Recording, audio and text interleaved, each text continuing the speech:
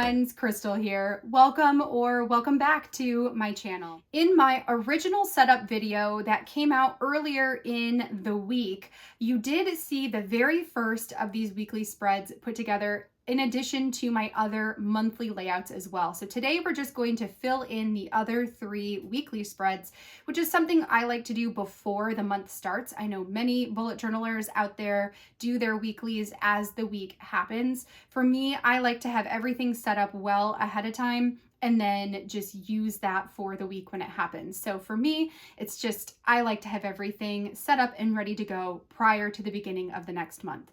So let's go ahead, grab our coffees, let's meet at my table, and I will take you through the process of setting up the rest of my weekly spreads.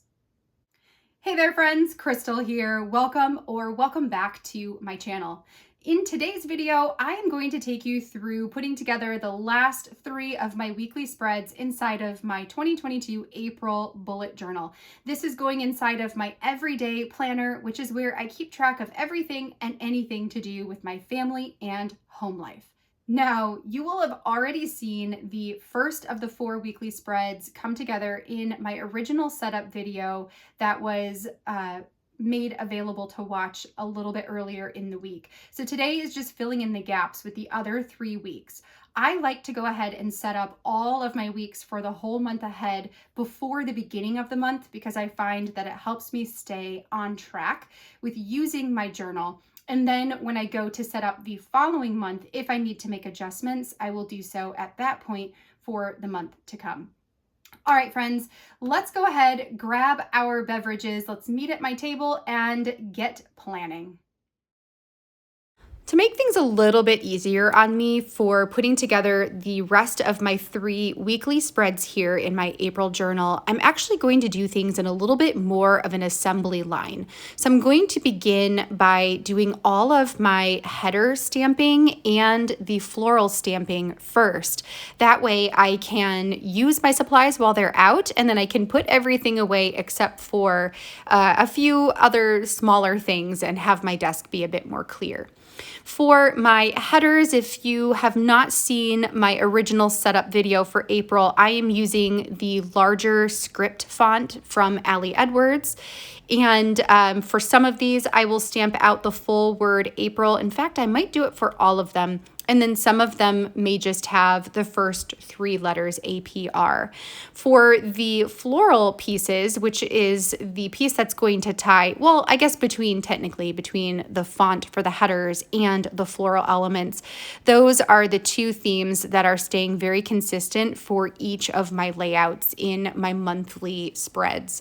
So the floral stamp comes from an Ali Edwards Stories by the Month stamp from April of 2021. It has the outer portion of the flower where there would be the petals, and then there's another piece that's just the center.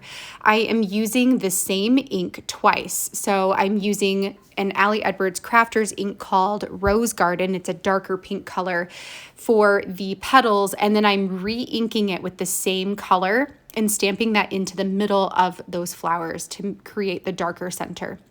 Once I have my headers done and all of the floral pieces stamped out, I'm then going to go back in and stamp out the weekly or the daily titles inside of the boxes they're going to go in. So for that first layout, I am using one of my stamps from Carrie Bradford's studio. It's no longer in stock, but she does have other ones that are very similar to the one that I am using to stamp out the words for the week and then also to add the numbers for the dates. In the second layout, I'm using one of my older Feature Craft stamps for the numbers, and then for the days of the week, I'm using an older Paper Person stamp set. So a lot of these are just stamps that I've had in my stash. Again, this one here is a typewriter font from Ali Edwards, and then I'm using a number stamp from Feature Craft. Many of these are no longer in stock, but what is in stock I will be sure to put in my description down below with links to the products. And there are always companies coming out with stamps that look like these that you can totally use instead of the ones that I am using. Once I have all of my dates ready to go, I am now ready to grab my fine liner pen and trace over all of my lines. For this very first layout, I have centered everything into the middle of the layout. So there is the edge along the left-hand side that holds my titles, and then there's the edge along the right-hand side that's going to have a place for my weekly meal planning and a place for some notes. Because there is an even number of boxes, it left me with one extra box under my Sunday. So I'm using that space for my daily chore tracker, which is another thing that I make sure to add somehow on every single layout. For week number 3, I have put all of my days of the week on the right-hand side of this layout. I'm not actually going to close in the box. I'm going to almost make it look like a tic-tac-toe board. And this will have a place for each day of the week, in addition to a spot for notes and a spot for a little bit of decoration. On the left-hand side, I have my box for my meal planning, my box for my daily chore tracking. And for this one, I thought I would add a section for things to buy. So an area to jot down some things that we might need to purchase at the store instead of a place, well, not instead of, because there is a place for notes. So we're going to see how that box or how that area ends up being used. And that might be something that works a little bit better for me than a notes section. We'll see. We'll just see how it goes. For this last weekly layout, I have all of my days of the week in a column on the left-hand side, leaving it pretty open and graphic. On the right side of this layout is where I'm adding in my chore tracker and my meal planner. I decided to not add a section for notes on this one and to just add some decoration into that spot instead.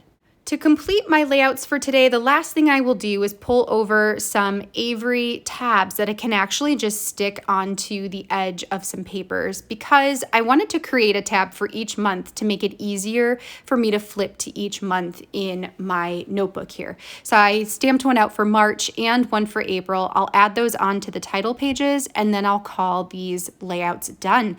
Let's slow down for a final flip through of the pages we created today. I hope you enjoyed seeing my layouts come together. If you did, I would love a thumbs up on this video and consider subscribing if you are new to my channel. I'll see you guys in the next video.